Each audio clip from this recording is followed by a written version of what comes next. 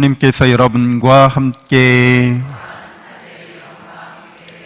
마르코가 전한 거룩한 복음입니다. 그때 예수님께서 제자들과 함께 호숫가에 물러가셨다. 그러자 갈릴리아에서 큰 무리가 따라왔다. 또 유다와 예루살렘, 이두메니아와 요르단 건너편, 그리고 티로와 시돈 근처에서도 그분께서 하시는 일을 전해 듣고 큰 무리가 그분께 몰려왔다. 예수님께서는 군중이 당신을 밀쳐대는 일이 일어나지 않게 하시려고 당신께서 다실 거룻배 한 척을 마련하라고 제자들에게 이르셨다. 그분께서 많은 사람의 병을 고쳐주셨으므로 병고에 시달리는 이들은 누구나 그분에게 손을 대려고 밀려들었기 때문이다. 또 더러운 영들은 그분을 보기만 하면 그 앞에 엎드려 당신은 하느님의 아드님이십니다 하고 소리질렀다. 그러나 예수님께서는 그들에게 당신을 사람들에게 알리지 말라고 엄하게 이르곤 하셨다. 주님의 말씀입니다.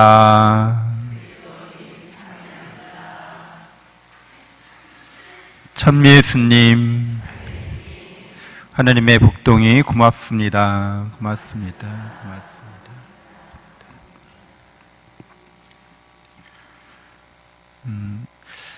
인생을 살아가면서 이제 인생의 계획이 있죠. 인생의 목적이 있습니다.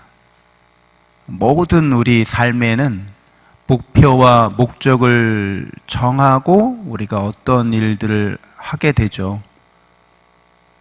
그런 목표와 목적이 하나도 없으면 우리의 삶이 표류하게 되죠. 흘러가는 대로 흘러가게 됩니다. 우리 보통 자연은 이렇게 자연스러운 세상을 보면 생물이 아니라 이런 사물들은 이렇게 흘러가는 대로 흘러가게 돼 있어요. 그래서 저 물을 탄천을 보면 높은 데서 낮은 곳으로 흘러가는 거죠. 그렇게 돼 있는 게 사물이에요. 사물. 그러니까 생명이 없는 물질이란 뜻이죠. 생명이 없는 물질은 이렇게 높은 데서 낮은 데로 흘러가는 것처럼 에너지와 질서가 점점 이제 에너지가 없는 에너지가 무질서하게 흐르는 방향으로 이렇게 되는 대로 그냥 흘러가는 거예요. 시간에 따라서. 그래서 우리도 이게 육체적인 몸이잖아요. 물질로 이루어진 몸이잖아요. 그래서 이것도 그냥 에너지가 무질서하게 이렇게 흘러가고 있는 거예요. 그래서 이제 시간이 많이 지나면 지날수록 무질서가 된다고 하는 거는 이제 병든다는 뜻이에요. 얼굴도 좀 무질서하게 되잖아요. 나이가 들면. 죄송합니다. 어쩔 수 없어요. 그래서 화장도 하고 막 메이크업 한다는 게 뭐예요? 질서를 세우려고 어떻게든지 노력하는 게 메이크업 하는 거예요. 화장하는 거예요.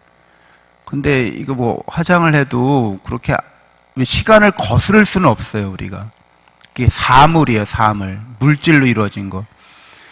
근데 이 생물이 있어요, 생물. 사물이 아니라 생물. 살아있는 물질은 자꾸 이걸 거스르려고 해요. 이거 그냥 되는 대로가 아니라 이거를 거스러서 올라가려고 하는 그런 예를 쓴다는 거죠. 노력을 한다는 거예요. 그래서 살아있는 물질의 첫 번째 목적이, 가장 큰 목적이 뭐예요? 이제 자기 유전자를 전달하는 거죠. 자기를 복제해서 자기 유전자를 물려주는 거예요. 그러기 위해서 계속해서 이렇게 죽음을 향해서, 무질서를 향해서 가는 거를 역전시키려고 노력하는 거예요. 그 방법으로. 자기의 물질적인 몸은 죽지만 자기 유전자를 남겨서 그 유전자가 계속 살아갈 수 있도록 하는 거죠. 그러니까 이거는 사물하고는 다른 거죠. 사물들은 그냥 망가져가지만 생물들은 그렇지 않다는 거죠. 근데 그렇게 끊임없이 노력했는데도 결과는 어떤 거예요? 그냥 다시 무질서하게 자연으로 돌아가는 거예요. 끊임없이 개체, 우리 한 사람 한 사람은 어쩔 수 없다는 거예요. 우리의 유전자가 계속 물려가지만 나는 저 강물처럼 흘러가서 무질서하게 돼서 나중에는 무덤에 이렇게 묻히는 거, 그게 나의 마지막인 거죠. 그래서 이런 걸 피할 수 없기 때문에 생물이라고 한들 사물과 조금 다른 것 같아도 본질적으로는 똑같은 거예요. 에너지가 질서 있는 데서 무질서한 쪽으로 가게 되는 거죠. 그래서 우리가 암에 걸리는 이유도 세 사람 중에 한 사람이 암에 걸린다고 해요. 요즘에 왜 이렇게 많이 걸리는 거예요? 전에는 평균 수명이 60도 안 되고 40도 안 되던 시절이 있었어요. 옛날에는.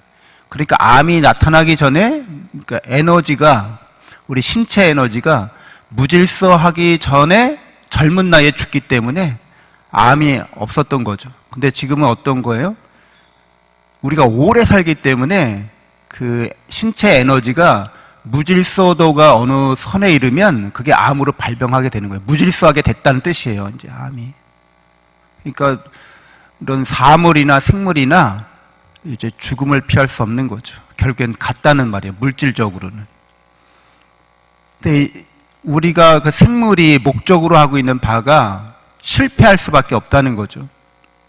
그래서 우리 자신을 이렇게 그냥 물질적인 존재로만 이렇게 받아들이면 사물이든 생물이든 허망하다, 덧없다, 여기에 이제 우리가 피할 수 없는 인간의 한계 상향에 맞부딪히게 되는 거죠. 근데 오늘 우리 인간에 대해서 과학자들이나 옛날 철학자들은 이렇게 물질적인 존재로만 봤어요. 근데 성경은, 신앙은 인간을 어떤 존재로 보고 있는 거예요? 인간은 물질적인 존재야. 마음이라고 하는 것도 물질의 다른 거에 지나지 않아. 물질이 없으면 마음도 없는 거야. 이런 식으로 옛날 사람들이 생각했던 거예요. 그리고 오늘날에도 과학자들 중에는 그렇게 생각하는 사람들이 많아요. 근데 성경은 뭐라고 말해주고 있어요? 인간은 영적인 존재라고 말해주고 있는 거예요. 하느님은 영이시다라고 말하고, 이 물질적인 모든 것들은 사물이든 생물이든 그 물질적인 모든 것들은 누가 창조하셨다고 성경은 말해줘요? 하느님께서 창조하셨다는 거예요. 말씀으로. 그래서 이 사물의, 이 생물의 이런 물리 법칙이나 생명의 법칙은 저절로 우연하게 생겨난 게 아니라는 거예요. 하나님의 말씀으로 생겨났다는 거예요. 말씀이 로고스라고 하잖아요. 로고스. 그 말씀은 법칙이란 뜻이에요. 그래서 모든 사물에는 법칙이 있어요. 저절로 우연하게 이렇게 물질이 생겨난 게 아니라는 거예요.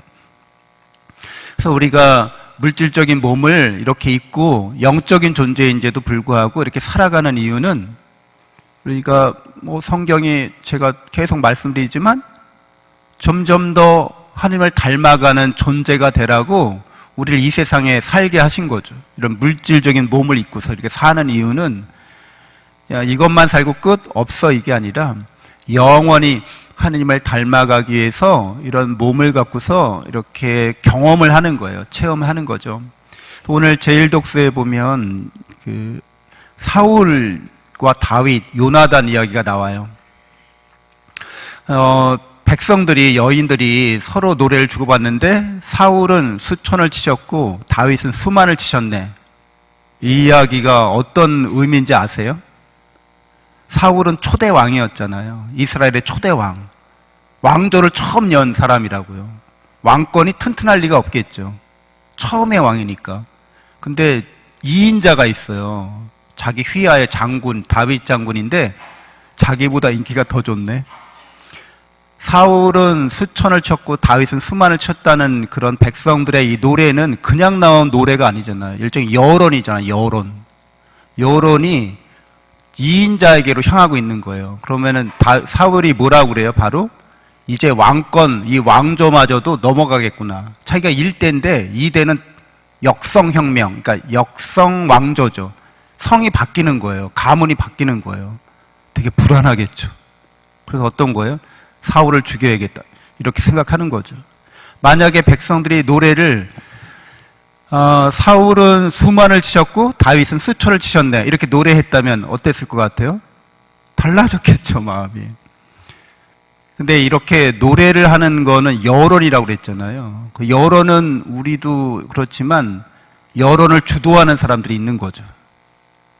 여론을 주도한다는 거는 이렇게 이런 노래를 지을 수 있는 사람, 어떤 의도를 갖고서 이런 노래를 지으는 거죠. 그러니까 이런 노래가 유포된다는 거는 뭔가 이 왕조에 대해서 저항하는 세력이 있다는 걸 의미하는 거죠. 그러니까 사울은 되게 불안한 거죠, 지금. 그리고 다윗을 시기하게 됩니다. 그래서 없애려고 해요. 근데 이런 상황인데 다윗은 당연히 이런 노래를 들었을 때 어떤 느낌이 들었겠어요? 내가 위험할 수 있겠구나 라고 당연히 생각하겠죠. 그렇죠. 이게 이런 성경 이야기들 중에도 정치와 권력에 관련된 이야기들이 이렇게 진행되고 있는 거죠. 순수하게 신앙적인 이야기만은 아닌 거예요. 인간적인 이야기들도 여기 다 내포되어 있는 거죠. 근데 이 중에서 제일 독특한 사람은 누구예요? 다 요나단이잖아요. 요나단은 자기가 사울 왕조의 두 번째 왕이 되어야 될 사람인데, 2인자가 새로운 왕조를 열 수 있는 그런 세력인 거예요. 그러면 자기의 제일 큰 라이벌인데도 불구하고 어떻게 하고 있어요? 사랑한다는 거예요, 이 다윗을. 다윗과 친한 사이라는 거예요. 그래서 다윗을 보호하려고 애쓰는 요나단의 모습을 보게 됩니다. 요나단의 삶의 목적은, 삶의 목표는 사울이 목표로 했던 것과 다른 거예요. 사울의 목적, 인생 목적은 뭐예요? 왕권을 유지하는 거. 이게 인생 최대의 목적이었던 거죠. 근데 요나단의 목적은 그런 게 아니었던 거예요. 영적인 거였던 거예요. 사랑하는 거. 친구를 사랑하는 게 인생의 목적이었던 거예요. 다르죠? 그래서 사울이 목적으로 했던 거, 목표로 했던 거는 이어질 수 있어요? 이어지지 못하는 거예요. 당연히 이어지지 못하는 거잖아요. 어떤 왕조도 영원히 갈 수는 없잖아요. 1대에 끝났든 10대에 끝났든 30대에 끝났든 왕조가 이어지다가 끝나는 거는, 그거는 목표로 아무리 한다고 한들 영속적인 목적이 될 수 없죠. 근데 요나단이 목적으로 했던 거, 사랑의 우정을 쌓는 거는, 그건 영원히 이어질 우리의 목적이 됩니다. 그래서 오늘 복음서에 보면 예수님이 이제 마귀들, 더러운 영들에게 함구령을 내려요. 그래서 더러운 영들은 삶의 목적을 하나님께 두지 않는 영들을 말합니다. 우리의 삶의 영적인 존재의 목적이 어디 있어요?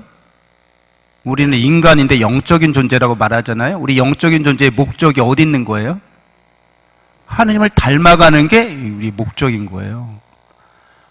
하나님을 사랑하는 게, 그리고 하나님의 사랑으로 자기 자신과 가족과 이웃을 사랑하는 게 삶의 목적인 거예요. 그래서 이 목적을 향해 나가는 게 이제 인간다운 인간인 거죠. 근데 더러운 영이라고 하는 건 그게 목적이 아닌 거예요. 사울이 더러운 영에 이렇게 사로잡혔듯이 세상적인 게 삶의 목적인 거예요. 하느님이 아니라 세상이 삶의 목적이에요. 왕권을 유지하는 거, 나의 재산을 유지하는 거, 더 많이 버는 거, 더 이 세상 안에 있는 것들이 나의 삶의 목표고 목적이기 때문에 그걸 추구하는 게 더러운 영인 거죠. 그래서 더러운 영들이 뭐라고 쫓겨나면서 이제 뭐라고 얘기해요? 하느님, 당신은 하느님의 아드님이십니다. 이렇게 얘기하니까 예수님이 함구령을 내리게 합니다. 그리고 예수님은 삶의 목적이 분명하셨어요. 어떤 거였어요? 인생 플랜이. 당신은 하나님의 사랑을 드러낸다. 이게 삶의 목적이셨고, 어디에서 드러내신다는 목적을 갖고 계셨어요? 당신의 죽음을 통해서 하나님의 사랑을 드러내겠다는 게 목적이셨습니다. 그래서 당신의 삶의 클라이막스, 하이라이트는 어디 있어요? 십자가가 예수님의 인생의 하이라이트였던 거예요. 나는 십자가에서 죽음으로써 하나님의 사랑을 드러나겠다는 게 예수님의 인생 목적인 거예요. 근데 더러운 영들은 그 인생 목적을, 예수님의 플랜을 망치려고 하는 거예요. 십자가에 달리신 예수님에게서 하나님의 사랑이 드러나게 하지 않으려고. 그러니까 십자가를 지기도 전에 그냥 다 예수님을 믿게 하려고, 사랑을 드러내기도 전에 믿게 하는데, 그게 진실한 사랑으로 예수님을 믿는 게 아니라, 예수님을 믿었더니 병 고침 받았어, 예수님 믿었더니 사업이 잘 됐어, 예수님 믿었더니 우리 애들 딸들이 대학에 잘 갔어, 그래서 나 예수님 믿어. 이거는 우리 인간의 인생의 근본적인 목적과는 관계없는 것들이에요. 그런 것들을 추구하면 더러워진다고 얘기해요. 그러니까 그런 삶을 추구하는 거는 다 실패로 끝나고 말 것들이라는 것들을 이야기해 주고 있는 거죠.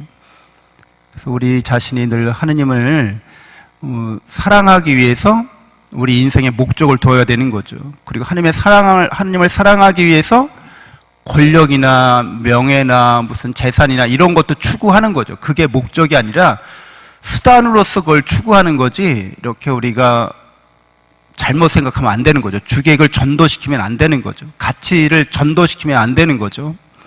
하느님의 영광을 드러내기 위해서, 또 우리가 하느님의 사랑으로 더 가까이 나가기 위해서 우리 삶을 이렇게 살아가고, 또 그렇게 살아가는 그런 목적으로 하는 삶은 이미 완성됩니다. 이미 이루어졌다는 거예요. 진도가 어떻든 간에 그 방향성이 옳기 때문에 하나님께서 온전하게 해주십니다. 참신을 감고 묵상하겠습니다.